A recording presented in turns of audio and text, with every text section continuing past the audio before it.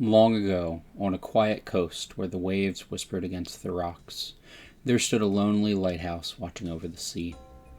Its lamp shined every night to guide sailors safely home, but then, one evening, the light went dark.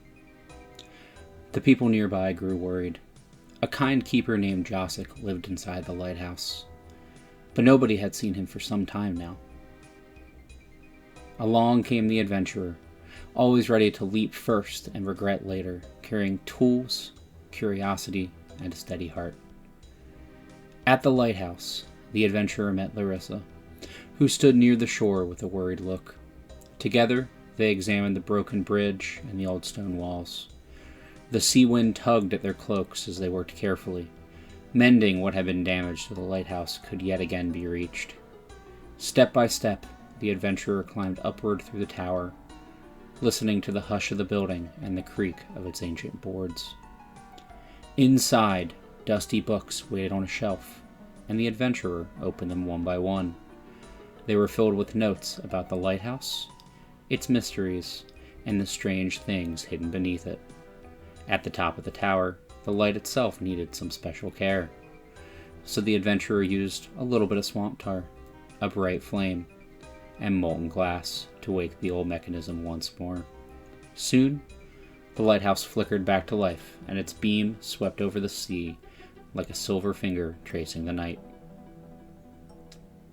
But below the lighthouse, deep underground, something still stirred.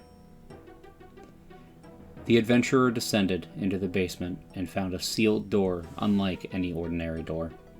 It asked for 4 elements of the world: air, water, earth, and fire. One by one, the adventurer offered to each a rune, and the door slowly yielded. Then came weapons of human craft, a sword and an arrow, given up to complete the old lock's strange request. Beyond the door, the adventurer found Josik alive, though tired, frightened, and injured, but not alone. There was a small, scaly beast lurking there, a creature of the deep.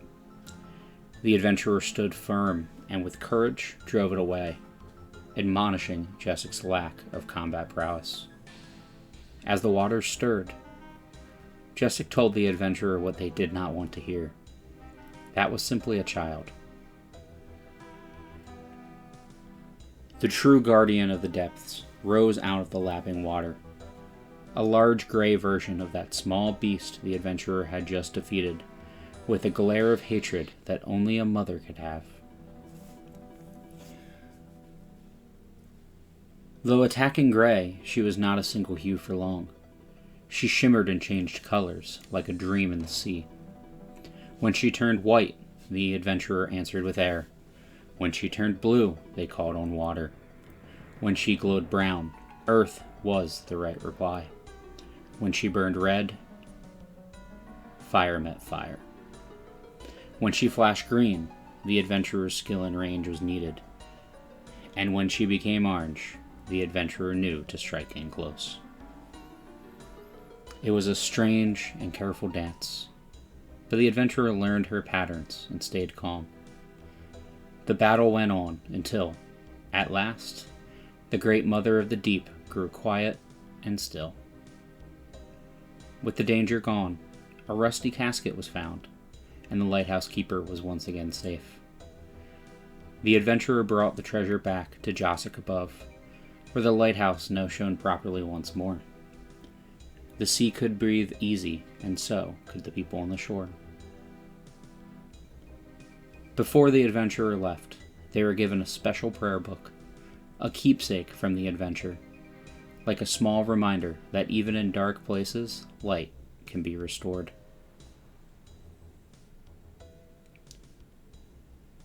So the lighthouse kept watch through the night, its beam bright and steady, and the waves below sang softly against the rocks. The brave adventurer continued on their way, ready to meddle in business, never of their own.